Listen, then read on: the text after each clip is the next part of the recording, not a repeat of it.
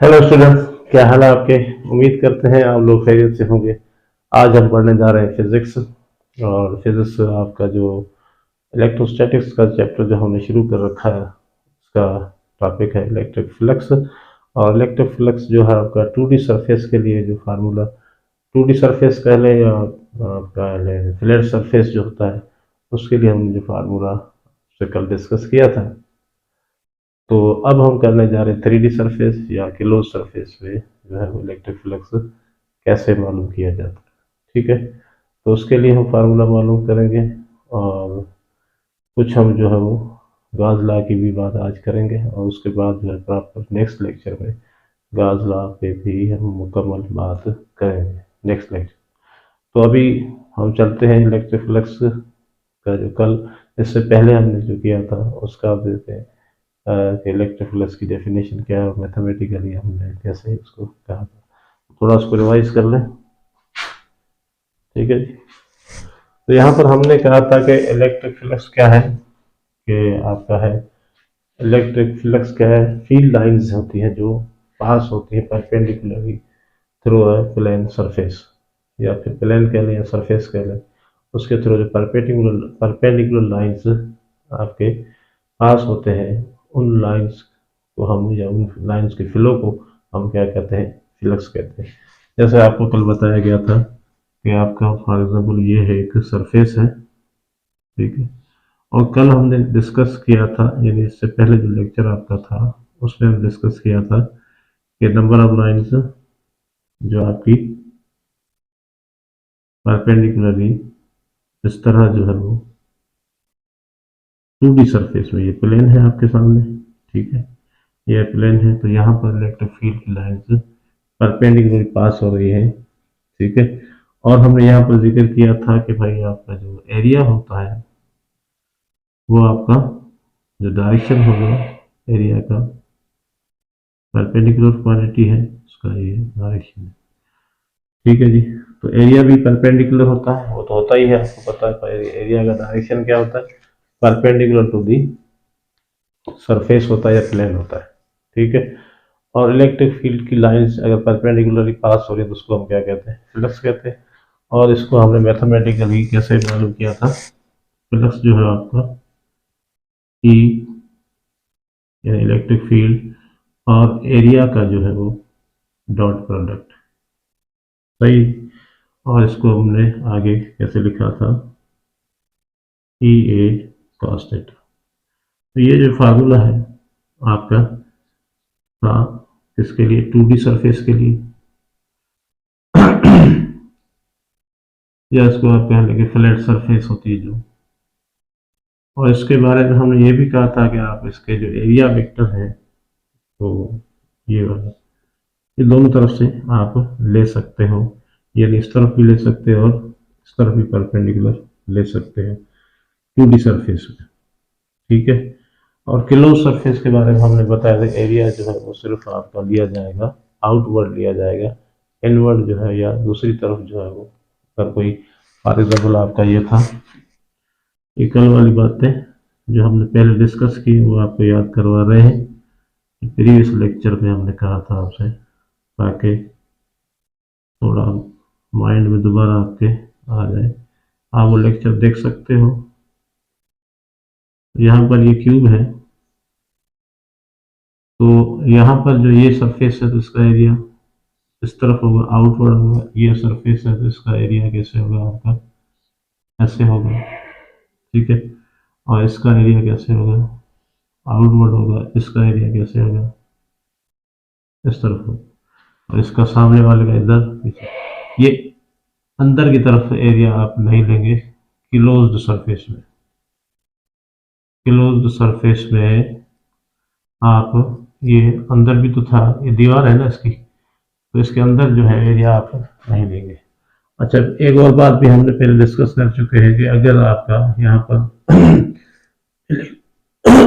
Electric field constant है, यानी आपका यूनिफॉर्म है और अंदर कोई चार्ज नहीं है, ठीक है, ठीक है, और क्लोज सरफेस है तो उसका जो फ्लक्स क्या होता है, जीरो होता है। वो भी हमने आपको पहले बताया है, क्लोज सरफेस हो अंदर कोई चार्ज ना हो, यानी एम्प्टी हो, कोई अंदर चार्ज नहीं है।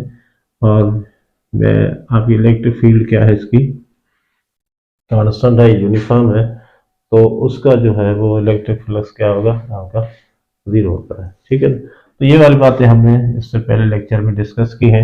आज हमारा टॉपिक क्या है, electric flux through close surface, यानी यही वाला क्लोज सरफेस मीन्स आपका 3D सरफेस है।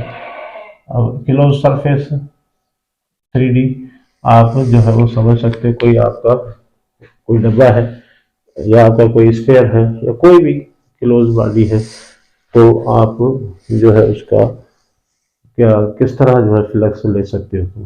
ठीक है, तो इसी फार्मूले से हम चलेंगे, मगर उसमें यह है कि आपका फ्लैट सरफेस नहीं है, यानी ये आपका जिस तरह ये है, तो यहाँ से भी फ्लक्स बनेगा, यहाँ से भी फ्लक्स बनेगा, यहाँ से भी फ्लक्स बनेगा, यहाँ से भी फ्लक्स बनेगा, यहाँ से भी फ्लक्स बनेगा, इन हर तरफ से। ठीक है ना, तो यहाँ पर प्रॉब्लम ये है कि आपका जो फ्लक्स है वो आपका क्लोज बॉडी में या क्लोज सरफेस में क्या होगा, हर तरफ से निकलता है, तो उसका जो है तायुन कैसे किया जाए, एरिया का तायुन, यानी जो वेक्टर एरिया है उसका तायुन कैसे किया जाए, और इलेक्ट्रिक फील्ड का तायुन कैसे किया जाए, तो उसके बारे में हम देखते हैं, ताकि आपको आगे गॉस लॉ जो समझने में आसानी हो। जब ये वाला टॉपिक समझ में आ जाएगा तो गॉस लॉ तो है ही आपका किस पे, इनक्लोज सरफेस पे है, यानी ठीक है। चले भाई, अब आते हैं टॉपिक की तरफ। फॉर एग्जाम्पल आपके पास एक स्फीयर है, एक स्फीयर है, ये आपका 3D में है।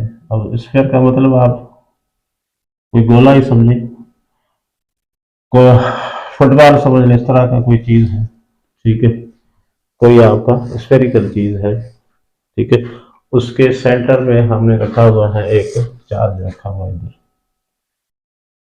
ठीक है, यहाँ पर आपने पॉजिटिव चार्ज रखा हुआ है, तो इसकी इलेक्ट्रिक फील्ड बनेगी, और इलेक्ट्रिक फील्ड की लाइंस जो है वो कैसे आउटवर्ड निकलेंगी इसकी। ठीक है, तो हमने कल आपको बताया था कि यहाँ पर आपका ये आप समझे इस तरह है गोला, ये 3D में है, 3D हम इस तरह है आपका,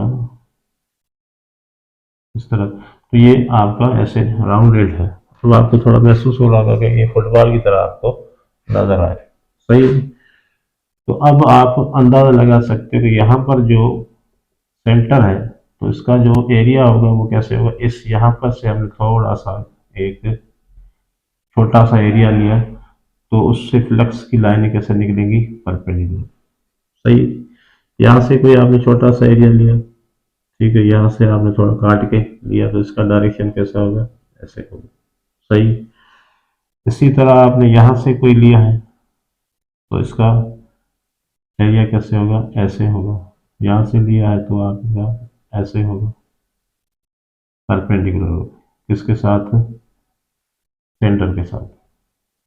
अब ये सेंटर रेडियस कितना है आपके पास, आर है, या छोटा आर ले लें, जो भी लिया आपकी मर्जी, ये भी आर है, ये भी आर है, तो डिस्टेंस का जो है वो सबका सेम होगा यहाँ। तो अभी माइंड बना रहे हैं हम कि किस तरह आपने फ्लक्स लेना, इलेक्ट्रिक फील्ड भी बनती है, और एरिया छोटा लिया है, तो वहां पर आपका क्या बनेगा, फ्लक्स वहां पर कितना होगा वो हम देखेंगे। ठीक है, तो माइंड बनाने के लिए यहाँ पर आपका एक चार्ज है, सेंटर पे है चार्ज से, और आपने जो है वो एक छोटे छोटे, क्योंकि अब फ्लक्स जो है वो हर तरफ से आपका इसमें से लाया, तो हमने तो कुछ पॉइंटें लिए थी, यहाँ पर आप समझे हजारों लाखों इस तरह के छोटे छोटे एरिया लिए जा सकते हैं, जिससे आपका पूरा स्फीयर में से क्या है, हर तरफ से जो है वो आपकी इलेक्ट्रिक फील्ड की लाइनें बाहर निकल रही होंगी, परपेंडिकुलर। अब जाहिर है कि आप पूरा एरिया जो है वो उसका जो है क्या कहते हैं कि एक कर्व में होगा, तो अगर छोटे छोटे एरिया लेंगे तो वो आपको क्या नजर आएंगे, फ्लैट नजर आएंगे। ठीक है ना, फ्लैट जैसे आप देखते हैं कोई आपका फॉर एग्जाम्पल कोई बहुत बड़ा इस तरह का गुंबज है, तो उस पर जो टाइल लगाए जाते हैं वो फिर उसके क्या किए जाते हैं, बड़े बड़े टाइल नहीं लगाए जा सकते, फिर उस पर छोटे छोटे करके टाइल लगाए जाते हैं, ताकि वो पूरा जो है वो एक स्फेरिकल शेप में आ जाए। मगर टाइल खुद जो लगाते हैं ना छोटा वाला, वो टाइल आपका क्या नजर आता है, फ्लैट नजर आता है, वो आपका कर्व्ड नहीं होता है। अब काट काट के लगाने का मतलब ये होता है कि वो आपका फ्लैट होता है, मगर इन द एंड आपका पूरा स्फेरिकल नजर आता है। या इस तरह ले लें, कोई आपका जैसे फ्रूट आते हैं, तो आपके तरबूज वगैरह जो आते हैं, उस पे से आपने जो एक छोटा सा चेक करने के लिए आप एक चत्ती मारते हो, तो वहां से आपका जो एरिया निकलता है पूरा ग्रीन वाला, वो आपका छोटा सा नजर आता है। वो छोटा सा निकालेंगे तो आपको वो एरिया कैसे नजर आएगा, फ्लैट नजर आएगा। या धरती पे हम खड़े हैं, इस वक्त मैं इस कमरे पे खड़ा हूं, तो इस धरती के सरफेस पे हूं मैं, तो हमें ये एरिया कैसे नजर आ रहा है, आपको फ्लैट ही नजर आता है, यहाँ पर कर्व तो नजर नहीं आता। ये एक बहुत ही छोटा सा धरती के मुकाबले में जो ग्लोब है, जो आपका गोला है, उसके हिसाब से हमारा जो जहाँ खड़े होते हैं, तो वो आपको कैसे नजर आता है, फ्लैट नजर आता है सरफेस। एक्चुअली वो फ्लैट होते तो नहीं है ना सर, आपका स्फेरिकल है सारा सरफेस इसका, धरती का। तो इस हिसाब से हम देखें तो वो पूरा का पूरा जो है वो आपको छोटा सा एरिया कैसे नजर आता है, फ्लैट। अब आपको शायद अंदाजा हो गया है कि जो मैं क्या कहना चाह रहा हूं, कि आप यहाँ से छोटे छोटे पैचेस जो है वो डिवाइड कर देंगे। अब ये वाली फिगर आपको समझाने के लिए मैंने की, तो ये मिटा रहा हूँ दोबारा, थोड़ा सा 3D का थोड़ा आ रहा है आपको सेंस आ रहा है कि भाई आपका जो गोला है वो 3D है, ऐसे ऐसे घूम रहा है। अगर इसके देखें ना, अब ये आपको घूमता हुआ नजर आएगा ऐसे ऐसे, ठीक है ना। तो अब आपको ये फुटबॉल की तरह नजर आता है। आप समझ लें कि भाई ये इस तरह की चीज में से हमने छोटे छोटे पैचेस निकाले हैं, और वो पैचेस जो है वो बहुत ही छोटे, तो उसका एरिया भी बहुत ही छोटा होगा, ठीक है। फिर हमें उसी फार्मूले से जो अभी मैंने बताया था आपको, फ्लैट सरफेस के जो फार्मूला E इंटू ए वाला, उसके थ्रू ही हमने E जो डॉट प्रोडक्ट है ना, इलेक्ट्रिक फील्ड और एरिया का जो डॉट प्रोडक्ट है, उसी के थ्रू ही हमने मालूम करना है। तो हम कैसे मालूम करेंगे, ठीक है। तो उसके लिए हमने इसको क्या कर दिया, पहले स्टेप में इनको छोटे छोटे पैचेस में हमने कर दिया। तो यहाँ से देखें, यहाँ पर एक छोटा सा पैच लिया, तो इसका जो है वो डेल्टा ए एरिया बन गया छोटा सा। और इलेक्ट्रिक फील्ड क्या बनेगी, तो इसको एरिया बंद कर देते हैं, इसको हम कर देते हैं आपका सॉरी इलेक्ट्रिक फील्ड 1। इस तरह आप यहाँ से भी ले सकते हो, सॉरी यहाँ से भी ले सकते हो, यहाँ से भी, मतलब है कि आप कैसे भी ले सकते हो, पाबंदी नहीं है। तो ये वाले एरियाज हैं, हमने 3-4 लिए हैं, बाकी आप समझेंगे बहुत ही ज़्यादा, आप सारा दिन बैठ के करोगे, तो हमने तो ये देखना है कि भाई किस तरह में। तो यहाँ पर ये एरिया कितना हो जाएगा, डेल्टा A1 है तो ये हो जाएगा A2, और इलेक्ट्रिक फील्ड क्या होती है, वो भी परपेंडिकुलर होती है, तो ये E2 हो गया। फिर यहाँ पर आपका एरिया, ठीक है, डेल्टा A3 हो गया, और इलेक्ट्रिक फील्ड E3 हो जाएगी। इसी तरह यहाँ पर आपका एरिया डेल्टा A4 हो जाएगा, इलेक्ट्रिक फील्ड आपकी हो जाएगी E4, ठीक है। तो यहाँ पर हम बहुत सारे, तो हम आप कर रहे हैं इसको, बहुत ज़्यादा होते हैं तो मैथमेटिक्स में हम क्या कहते हैं, delta AN, number of area कितना हो गया N, और नंबर ऑफ इलेक्ट्रिक फील्ड कितनी कर देंगे N। और N का मतलब है बहुत सारी है, मगर हमें मालूम नहीं है कितनी है, तो उसका एरिया नंबर N की जगह कुछ भी रख सकते हो, ठीक है। तो यहाँ पर आपके फ्लक्स जो बन रहे हैं n टाइम्स ही बन रहे हैं, ठीक है, या nth फ्लक्स बन रहा है। अगर सारे लेंगे तो क्या बन जाएगा, nth फ्लक्स बन जाएगा। तो हमारे पास क्या फार्मूला है इसका, फ्लक्स का क्या फार्मूला देखिए ये है, इसको हम यूज करेंगे E डॉट ए, ये है आपका फ्लैट। अब यहाँ पर जो हमने लिए, ये क्या लिए हैं आपके फ्लैट सरफेस लिए, जैसे मैंने कल बताया था, ये आपका एक क्या एक सरफेस है, तो यहाँ से आपका इस तरह जो है निकल रहा है। तो इस तरह के छोटे छोटे टुकड़े हमने इसके लिए जो कंसीडर किए जाएंगे ओपन सरफेस। अब आप ये भी देख लो, इन सबको दोबारा टुकड़े टुकड़े करके आपने तो बना लिया एक, ठीक है, फ्लैट सरफेस बना ली। अब जब दोबारा जोड़ेंगे तो क्या हो जाएगा, आप समझदार हो, वापस वही एरिया बनेगा जिससे आपने लिए, टोटल एरिया बन जाएगा। समझ में आ गई। इसी तरह इलेक्ट्रिक फील्ड का जब कंसेप्ट देखें यहाँ पर, तो अभी देखें, पहले हम ये सॉर्ट आउट कर लें ताकि आप डेरिवेशन में जो है आपको आसानी हो। ये क्या है आपका, आर है, रेडियस है, ये भी रेडियस है, ये भी रेडियस है, ये भी रेडियस है, ये सब डिस्टेंस क्या है, बराबर है। तो हमें पता है कि भाई इलेक्ट्रिक फील्ड का जो फार्मूला क्या है, के क्यू अपान आर स्क्वायर है, और किस पे डिपेंड करती है आपका, आर स्क्वायर पे, ठीक है ना।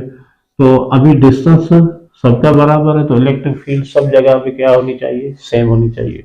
ये पहले से कंसेप्ट ले लो, जितने भी आपने पैचेस निकाले हैं वहां पे, और वहां पर इलेक्ट्रिक फ्लक्स की बात नहीं कर रहा हूँ, मगर इलेक्ट्रिक फील्ड सबकी सेम होगी।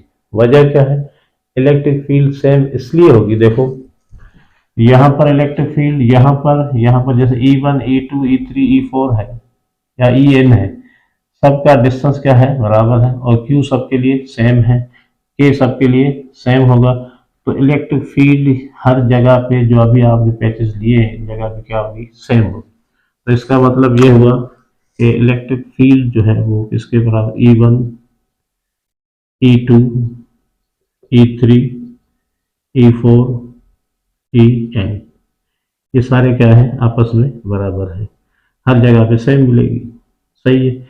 इस तरह मैंने अभी जो दूसरी बात आपसे कही थी कि भाई जो एरिया ले रहे हो आपके, डेल्टा A1 ले रहे हो, प्लस में डेल्टा A2 ले रहे हो, छोटे छोटे एरिया ले रहे हो ना, डेल्टा A3 ले रहे हो आप, डेल्टा A आप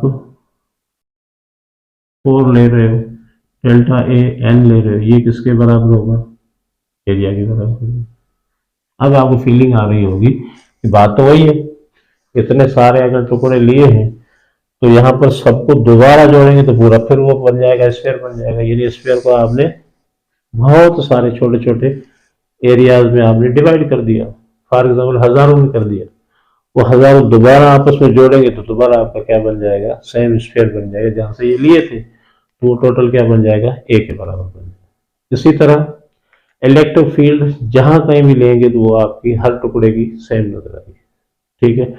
तो इलेक्ट्रिक फील्ड हर जगह पे आपको क्या नजर आएगी, सेम नजर आएगी। तो अब आपको समझ में आ जाएगा, जब डेरिवेशन करेंगे तो सिंपली आप कह सकते हो कि भाई टोटल फ्लक्स हम मालूम करना चाहते हैं। तो अब इस पूरे स्फीयर का टोटल फ्लक्स जो है वो किसके बराबर होगा, अब हम मालूम करने जा रहे हैं टोटल फ्लक्स फाई, ठीक है जी। क्लोज सरफेस आपकी है, 3D सरफेस है, एक स्फीयर लिया है, उसमें हम मालूम करने जा रहे हैं टोटल फ्लक्स। तो हम सीधी सी बात कहेंगे भाई ये फ्लक्स किसके बराबर होगा, स्केलर क्वांटिटी है आपकी φ1 φ2 φ3 φ4, और कहाँ तक है ये, φn तक होगा, क्योंकि स्केलर क्वांटिटी इसको सीधा जितने भी हैं सबको हम क्या कर देंगे, जमा कर देंगे, तो n टाइम जो है वो आपके फ्लक्स थे वो सबको हमने जमा कर देंगे। अब फ्लक्स किसके बराबर है भाई, फ्लक्स बराबर है आपका φ1 किसके बराबर हो जाएगा, E1 डेल्टा A1, पहला फ्लक्स यहाँ का आ गया, फ्लक्स का फार्मूला यही है ना, फिर E2 delta A2 plus E3 3 वाला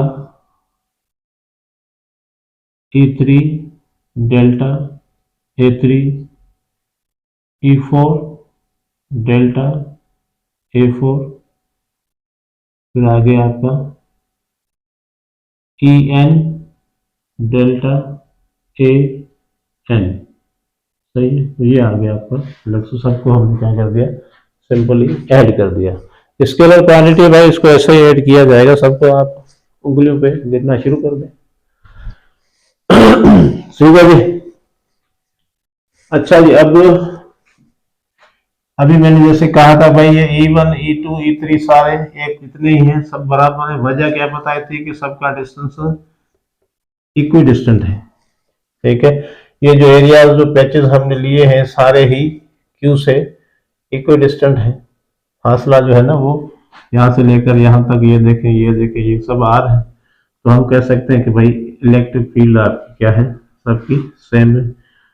तो हम कहेंगे ई बराबर E1 E2, सही है जी, E3 E4 En। अब यहाँ पर लिख देना भाई, बिकॉज डिस्टेंस क्या है, सेम है। इलेक्ट्रिक फील्ड डिपेंड करती है डिस्टेंस पे, डिस्टेंस सबका सेम है। यहाँ पर पूरी मैंने दास्तान लिख दी है आपके लिए। तो अब यहाँ पर ये कर सकते हैं, तो फ्लक्स कितना हो गया भाई, ई डेल्टा A1, ठीक है जी, plus E2 delta A2 plus E3 delta A3 plus E4 delta A4 plus En delta AN। Sorry ये भी ई होगा, ये क्या लिख रहा हूँ मैं, सबको ई कर दो भाई।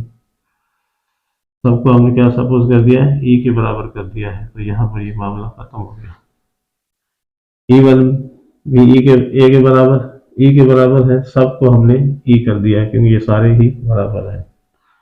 अब आते हैं यहाँ पर एंगल क्या लगेगी भाई, कास भी तो है ना, फार्मूला क्या होता है कास। तो भाई ई फार्मूला क्या है, ई delta A1 cos theta plus ई डेल्टा A2 cos थीटा। अब हम 3 लिख रहे हैं, ज़्यादा जगह नहीं है मेरे पास। E delta A3 cos theta plus E आपका डेल्टा N cos थीटा। ठीक है जी।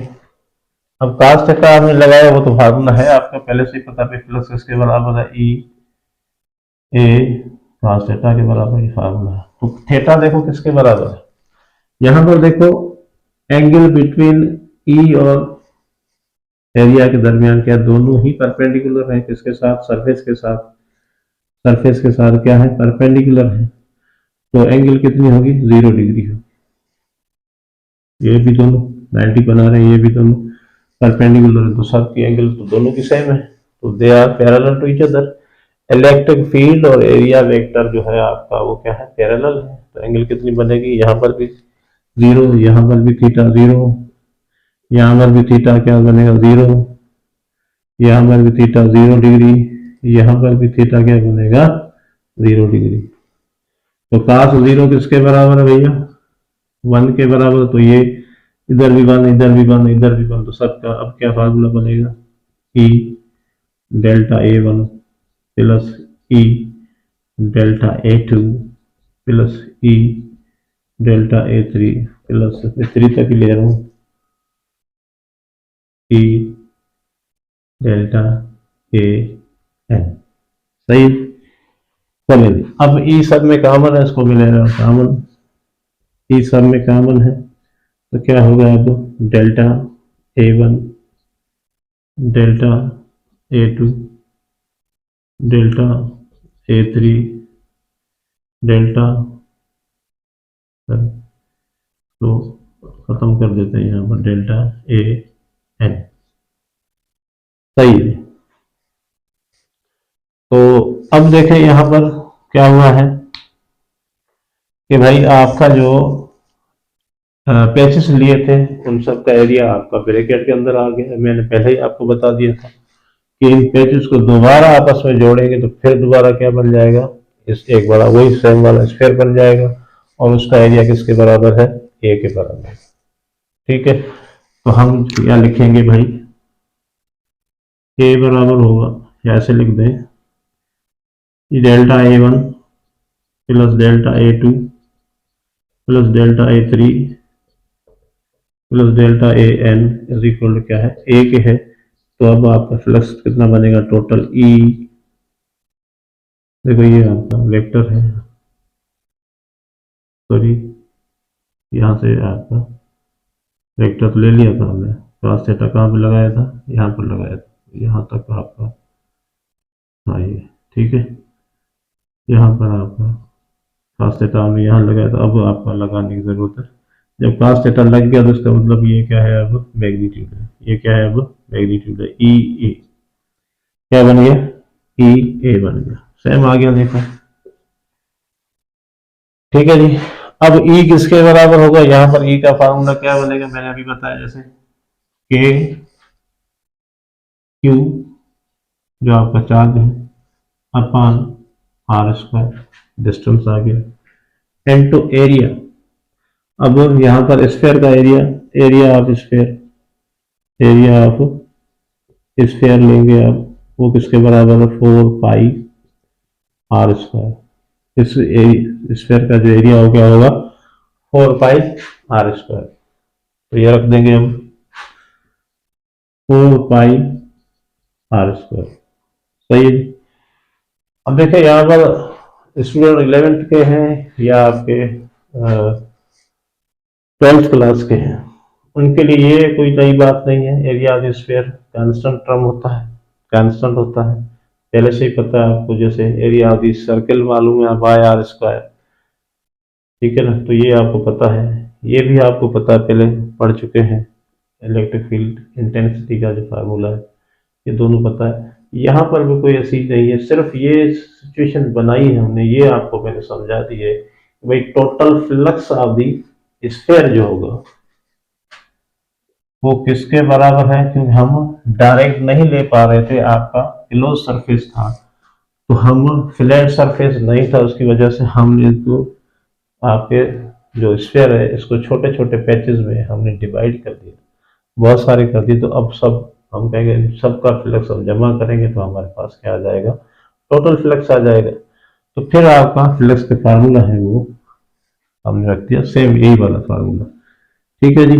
अब देखें क्या क्या हो रहा है इधर, के की वैल्यू रखेंगे 1 upon 4 pi epsilon naught Q upon R square 4 pi R square, R square में खत्म, 4 पाई में खत्म। अब यहां पर क्या बच रहा है, क्यू अपान एप्सिलॉन नॉट। तो अब आपके पास जो फार्मूला बचा है वो क्यू अपान एप्सिलॉन नॉट है, सही। कैमरा पे नजर आ रहा है आपको, चलें अच्छे से नजर आ रहा है, सही। आपके पास क्या आया है, यहां पर मैं लिख देता हूं टोटल फ्लक्स, ठीक है, टोटल फ्लक्स जो है वो आपका आया है क्यू अपान एप्सिलॉन नॉट। ये क्यू क्या था आपका, चार्ज इनक्लोज्ड था, चार्ज इनक्लोज्ड अंदर जो था, इनसाइड था, ऐसे कर लो जो भी है। और ये क्या है आपका परमिटिविटी ऑफ द स्पेस। तो क्लोज सरफेस का क्लोज सरफेस का जो फ्लक्स मिला है वो हमें मिला है 1 अपान स्क्वायर से लिख सकता हूं मैं, देखो यहां पर ये बिटा दूं, अब मैं ये वाली चीजें हो गई है। क्लोज सरफेस का टोटल फ्लक्स कैसे मिला हमें, क्यू अपान एप्सिलॉन नॉट, या इसको ऐसे भी लिख सकते हैं 1 अपान एप्सिलॉन नॉट इनटू क्यू, ठीक है, ये भी है और ये भी है। तो इस पे थोड़ा गौर करें कि भैया ये आपका है चार्ज इनक्लोज, जो भी चार्ज अंदर है उसको डिवाइड कर दें किससे, एप्सिलॉन नॉट से, तो मिल जाएगा आपको total flux of the surface, close surface जो भी है आपकी। या आप इसको ऐसे भी कह सकते हो कि total flux of the close surface जो हमने लिया था स्फीयर, अभी तो स्फीयर लिया है ना, ये किसके बराबर है? Epsilon time of the charge. कैसे पढ़ेंगे?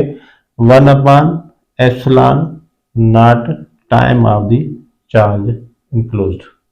सही। जो चार्ज आपके अंदर बंद थी उसको मल्टीप्लाई कर दें 1/एप्सिलॉन से, या आप ऐसे कह दें कि चार्ज जो इनक्लोज्ड है उसको डिवाइड कर दें एप्सिलॉन से। बात एक ही, ठीक है, कहने के दो तरीके, ठीक है ना। Charge divided by epsilon not या चार्ज मल्टीप्लाइड बाय 1/एप्सिलॉन, एक ही बात है। तो ये है आपका फार्मूला इसका क्लोज सरफेस के लिए। अच्छा, ये क्लोज सरफेस के लिए तो यही है आपका, आगे सुन लें इसको, यही आपका गॉस लॉ है, ठीक है। और गॉस लॉ का जो है वो ज़ाहिर कुछ अलग दूसरी चीज़ें भी हैं, वो भी हम सीखेंगे, मगर आपका एक्चुअली गॉस लॉ यही है। और यहाँ से आपका गॉस लॉ जो है वो समझना आप शुरू कर देंगे, ठीक है जी। अब यहाँ पर ये तो हमने सिंपली कैसे कर लिया, एक्चुअली आपका समेशन से किया कि भाई एक्चुअली क्या था, वो जितने भी आपके पैचेस हैं उनके फ्लक्स को जमा कर दें तो टोटल फ्लक्स आ जाएगा। सीधी सी बात है कि आपका कोई क्लोज सरफेस है, उसके छोटे छोटे पैचेस लिए तो उन सब का फ्लक्स को हमने जमा किया तो टोटल फ्लक्स मिल गया, ठीक है। तो इस तरह आपके सामने वही फार्मूला इस्तेमाल किया जो पीछे वाला फ्लैट सरफेस है, डायरेक्ट हमने क्लोज सरफेस वाला फार्मूला बनाया है अभी। तो ये आगे चल के आपके बहुत काम आने वाला है ये वाला फार्मूला, ठीक है। अच्छा, इसको हम इंटीग्रेशन से भी कर सकते थे, ठीक है। तो अभी देखें इन चीजों को हम इंटीग्रेशन कैसे करते हैं उसको भी देख लें आप। यही फार्मूला हम क्यों, ये इंटीग्रेशन का मतलब क्या होता है? समेशन ही होता है, ठीक है। मगर अगर फॉर एग्जाम्पल जो मैथमेटिक्स वाले स्टूडेंट हैं उनको तो बात समझ में आ जाएगी जब इंटीग्रेशन का। तो इंटीग्रेशन में देखते हैं कैसे करते हैं, ठीक है। तो इसी को मैं दोबारा आपके सामने के लिए बना के इंटीग्रेशन की तरह यही फार्मूला होगा दोबारा। ये आपका था स्फीयर, ठीक है जी, ये था स्फीयर। यहाँ पर हमने चार्ज रखा, इनक्लोज किया अंदर, और यहाँ पर से हमने ये छोटे छोटे जो है वो, अब हम एरिया को डी ए डेल्टा ए बहुत ही छोटा तो डेल्टा ए से भी लिख सकते हैं। अब वहाँ पर आपका डेल्टा लिखा था, यहाँ पर हमने क्या लिखा है, बात एक ही है। छोटे एरिया को हम ऐसे ही लिखते हैं इंटीग्रेशन या डेरिवेशन में, डिफरेंशिएट में, ठीक है। ये आपका डी ए यहाँ से लिया, यहाँ से भी आपने लिया, ठीक है जी।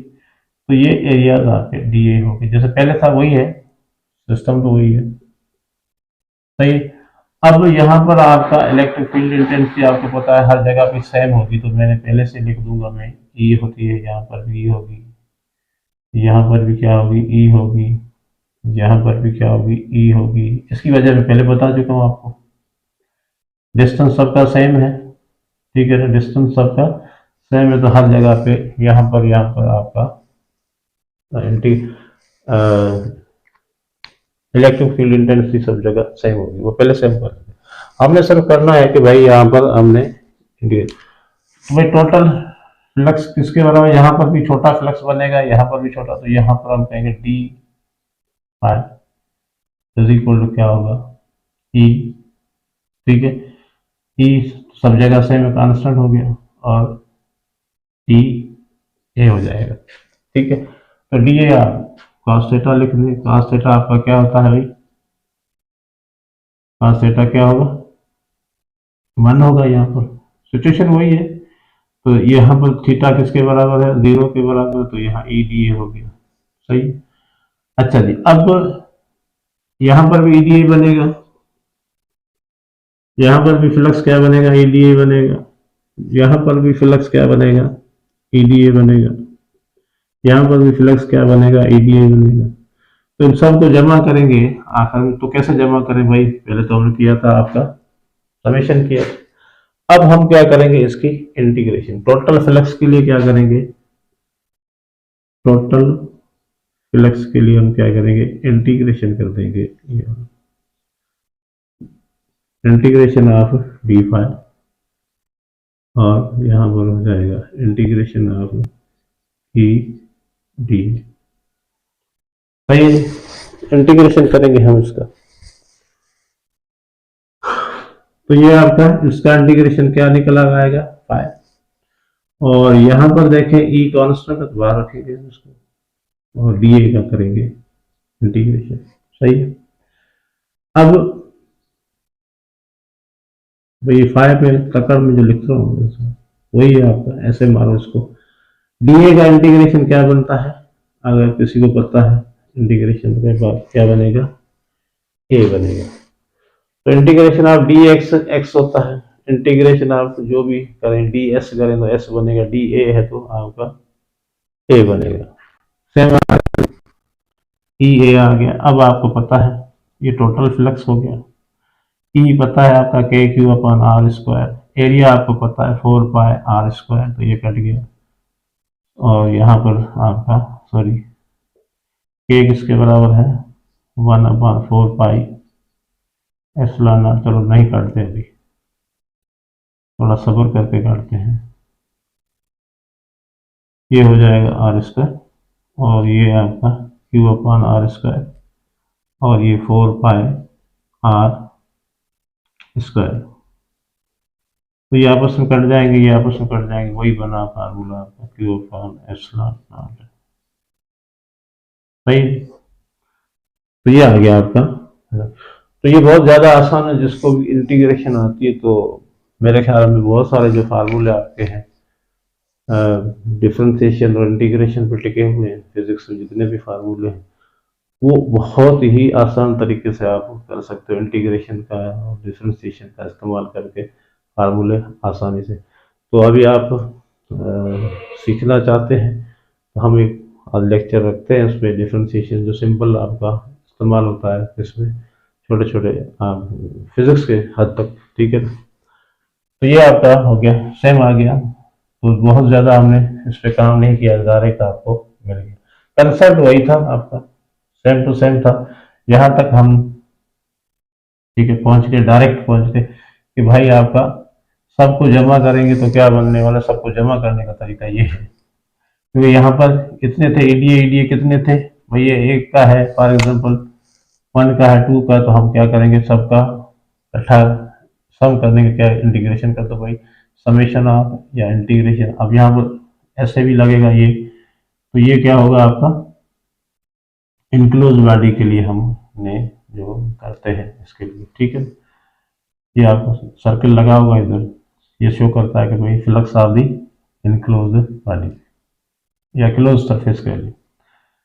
इनक्लोज में जिसके चार्ज अंदर बंद है। सही है। तो ये हो जाएगा आपका। तो यहाँ पर एक और बात आप अभी से नोट कर लें, यहाँ पर जो फार्मूला तो आपने सीख लिया वो इस तरह करते हैं। यहाँ पर देखें ये जो फ्लक्स है, ये आपको एक कंसेप्ट ऐसा मिल रहा है कि भाई यहाँ पर जो फ्लक्स है, किसी भी बॉडी की शेप कोई नहीं लिखा, कोई ना कोई डायमेंशन है, ना कोई इसमें इस तरह की मेरे ख्याल में लिखा हुआ है आपका जो है वो एरिया वगैरह है, ना कोई लेंथ है, ना कोई आर है, रेडियस है, कुछ भी नहीं है। तो यहाँ पर ये फ्लक्स जो है क्लोज सरफेस का डज नॉट डिपेंड, ये फ्लक्स किसका, क्लोज्ड सरफेस का, एरिया वगैरह कुछ भी नहीं है ना, does not depend upon dimension, dimension कोई नहीं है भाई। ठीक है ना, कोई डायमेंशन नहीं है उस पर डिपेंड करो, ना एरिया लिखा हुआ। पहले आपका क्या था, आपका फार्मूले में क्या था, एरिया था, एंगल था, सब कुछ था, मगर इसमें अब ना कोई एंगल है, ना कोई ट्रिग्नोमेट्री सॉरी आपका है ज्योमेट्री है।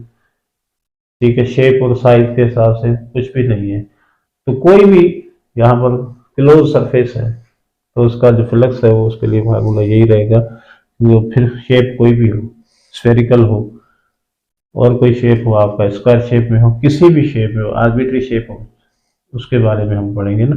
तो आपका फ्लक्स क्या हो जाएगा, ये डिपेंड करता है चार्ज पे और आपका एप्सिलॉन नॉट डिपेंड करता है, और डायमेंशन पे नहीं डिपेंड करता। डायमेंशन का मतलब आप समझते हो ना, एरिया है, लेंथ वगैरह है, या कोई भी शेप वगैरह है, साइज वगैरह है, उस पर डिपेंड नहीं करता। तो ये था आपका आज का टॉपिक। क्या था आपका, electric flux through a closed surface.